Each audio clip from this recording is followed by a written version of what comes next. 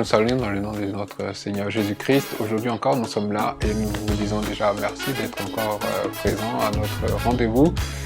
Si vous avez des questions, vous pouvez toujours nous laisser des commentaires et puis dans la mesure du possible, nous pourrons vous répondre. Aujourd'hui, le sujet que nous allons aborder, en fait, c'est une série de 3 messages, mais en fait, ça nous ramène au thème de la faveur divine. Si tu veux vivre la faveur divine, mais comment vivre cette faveur divine?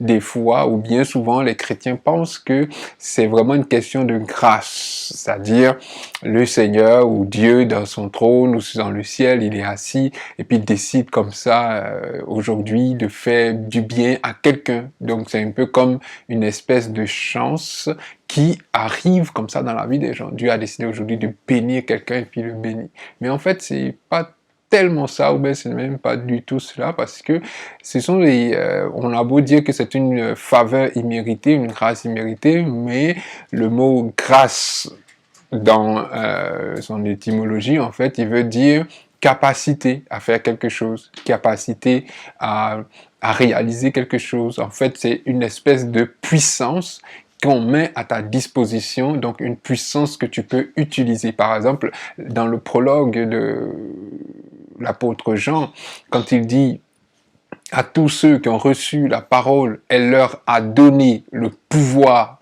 de devenir enfants de Dieu, en fait, elle leur fait grâce, elle leur fait un don ou encore une grâce ou encore une charisme ou une capacité de devenir enfant de Dieu. Donc, tu peux avoir cette capacité de devenir enfant de Dieu, mais si tu ne l'utilises pas, en fait, tu as toujours à portée de main ou encore à t'apporter toujours cette capacité, mais tu ne l'emploies pas. Voilà pourquoi on peut être dans une église, on peut être chrétien ou se dire chrétien pendant des années sans véritablement expérimenter les grâces et faveurs, la puissance de Dieu, parce que nous n'avons jamais pris le temps peut-être de réfléchir à ces choses ou encore nous n'avons pas pris le temps de mettre en pratique ou de tester cette parole-là. En fait, la grâce nous donne cette capacité ou encore ce pouvoir de pouvoir tester la parole de Dieu. Pas pour l'éprouver, pour voir si Dieu ment ou pas, mais simplement de tester ces choses, de voir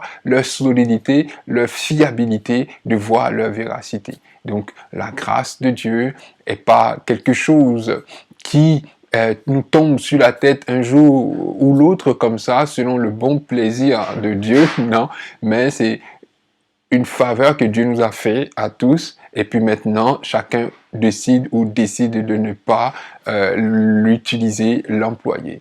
Aujourd'hui, si tu veux vivre la faveur de Dieu, nous avons 3 clés à te communiquer, et nous allons commencer avec la première aujourd'hui, c'est pas que c'est de façon chronologique, on peut l'utiliser de plusieurs façons, mais en fait c'est juste, il faut commencer par une clé, donc on va commencer par la première clé que nous trouvons, c'est celle de la prière. Premièrement, personne, mais vraiment personne n'a un don de prière.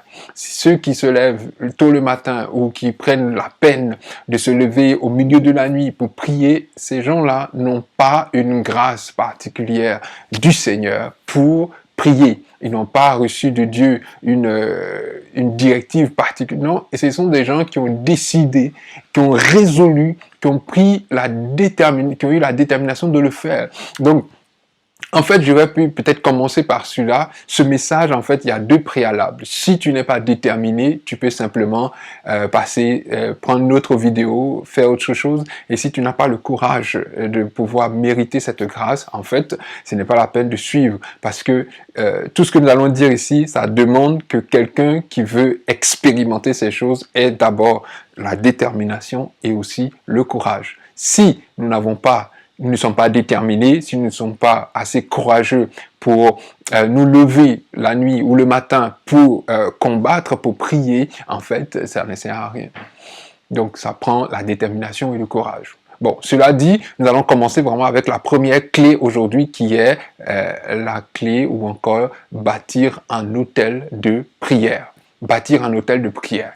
Pourquoi on parle des hôtels? Vous allez, quand vous ouvrez aujourd'hui les messages, surtout les prédications des francophones, vous allez trouver que beaucoup parlent des hôtels et des hôtels parce qu'en fait, les gens ont découvert que dans la Bible, en fait, tout se fait, les esprits répondent plus quand il y a un hôtel qui est bâti que quand il n'y en a pas du tout. Donc, quand il n'y a pas d'autel, en fait, de façon sporadique, la divinité ou l'esprit qu'on invoque peut répondre ou pas. Mais quand il y a un autel qui est bâti, il n'y a pas de... Il y a pas de moyen pour l'esprit de ne pas répondre. Pourquoi? Parce que l'autel, en fait, il amène une certaine régularité dans la rencontre entre l'humain et la divinité. Donc, si je bâtis un autel, en fait, je ne bâtis pas un autel juste pour la circonstance. C'est vrai que oui, quand je le fais pour la première fois, oui, je le fais. Mais après, la régularité qui va m'emmener chaque fois à ce lieu, à cet endroit, en fait, ça fait que finalement, je suis en train d'invoquer un esprit là. Donc il y a un esprit qui doit répondre à un autel forcément. Ça peut être l'esprit de Dieu, ça peut être tout autre esprit. Donc si nous sommes chrétiens, nous qui sommes chrétiens, en fait nous ne bâtissons des autels que pour notre Dieu, pas pour un autre esprit. Donc il faut bâtir un autel de prière.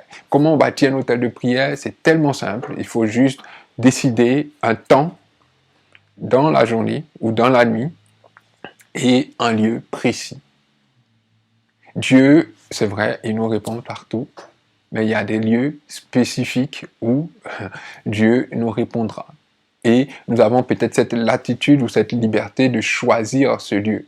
Donc, c'est pas forcément un lieu vraiment ésotérique ou occulte, non, c'est vraiment quelque chose que tu as décidé. Ça peut être ton lit, ça peut être ta maison, ça peut être ta chambre, ça peut être ton salon, ça peut être ta salle à manger, même ta douche, peu importe. Il faut que ce soit de façon à une heure régulière et que ça se fasse de façon continue dans le temps. Donc, si par exemple je dis, je vais prier chaque jour de 1h du matin à 2h, chaque jour, et je veux me tenir là dans le coin de mon salon pour le faire, c'est un hôtel que je suis en train de bâtir. Si j'ai décidé, par exemple, de faire 30 minutes ou 15 minutes, parce que ce n'est pas le temps qui compte, c'est vraiment la fidélité que nous mettons à le faire. C'est ça qui compte. Et c'est ça qui fait que l'esprit qui est invoqué est honoré. Ça peut être 15 minutes, mais si nous le faisons de façon fidèle, si nous le faisons de façon régulière, et si nous y mettons tout notre cœur, l'esprit que nous invoquons sera honoré et pourra aisément répondre à toutes nos questions ou encore à toutes nos prières. Bâtir un hôtel de prière, c'est en fait se déterminer ou encore se dévouer, c'est-à-dire nous dévouons une certaine heure de notre vie, un certain temps de notre vie, mais fixe, nous le dévouons, à un esprit bien défini. Il nous faut bâtir un hôtel de prière. Et c'est à partir de là que le Seigneur peut descendre et agir dans notre vie. Nous avons beaucoup d'exemples dans la Bible. Un jour, Abraham avait bâti un hôtel pour le Seigneur, et puis après, les gens ont perdu. Mais une autre fois, Jacob qui passait par là, il s'enfuyait parce que quelqu'un voulait l'assassiner. Il dort dans ce même lieu et parce qu'il a dormi dans ce lieu et que son grand-père avait bâti un hôtel là, en fait, il fait un rêve et il se rend compte quand il se réveille qu'en fait, ce lieu est très dangereux parce que la porte du ciel était là, en fait. Un hôtel, en fait, ça nous ouvre la porte des cieux. Donc, je n'ai pas besoin d'un pasteur ou d'un prophète ou encore d'un homme de Dieu très puissant pour pouvoir me booster à ces choses. Moi-même, je peux prendre la résolution de pouvoir me mettre en jambes et prier, demander à Dieu d'agir une certaine heure dans la journée ou dans la nuit à une place bien précise et le faire continuellement jusqu'à ce qu'il vienne. Peut-être des fois, nous voulons le faire et puis nous voulons que parce que nous l'avons fait aujourd'hui, eh bien, Dieu descend en même temps. Non, il faut suivre la parabole que Jésus-Christ a donnée dans la Bible. Il dit, un homme est sorti pour aller planter des graines, et pendant qu'il marchait, en fait, il y a des graines qui sont tombées le long du chemin, il y en a qui sont tombées dans les pieds, il y en a qui sont tombées dans les ronces, mais cet homme-là n'a pas abandonné pour dire, mais voilà, j'ai perdu 3 quarts de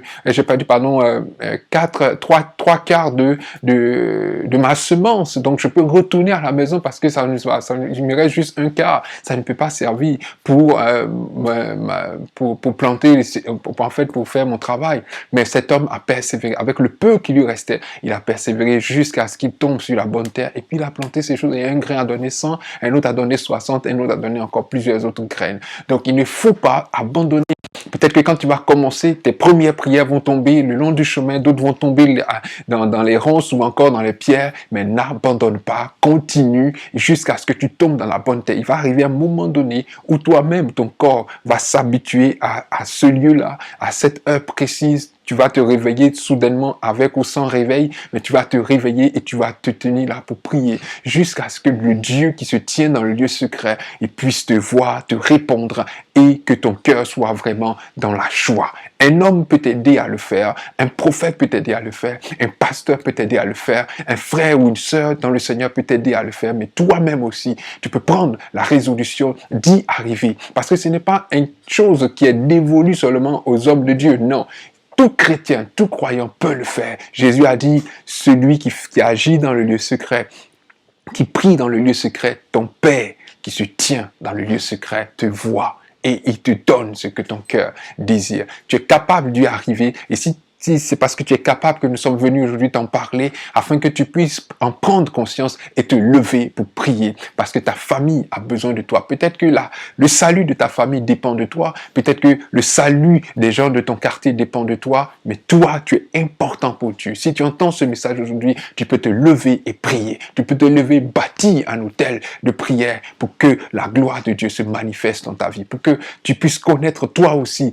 Tu puisses témoigner aussi. Tu puisses parler aussi pour dire, je l'ai vu, on m'en avait parlé, mais maintenant je l'ai vu et je peux aussi témoigner et dire que ce Dieu-là est véritablement vivant et il peut agir aussi pour toi si tu t'attaches à lui de tout ton cœur. Que le Seigneur te bénisse et que ce peu de paroles puisse vraiment toucher ton cœur et t'amener à bâtir un autel de prière. Prochainement, nous verrons les autres points ou encore les autres clés, les 2 autres clés que nous voulons relever avec toi. Si tu as des questions, si tu as des suggestions, si tu as encore des remarques, tu peux nous envoyer en commentaire et nous allons nous faire l'effort par la grâce de Dieu de pouvoir te répondre. Mais d'ici là, que le Seigneur te garde et qu'il te bénisse abondamment.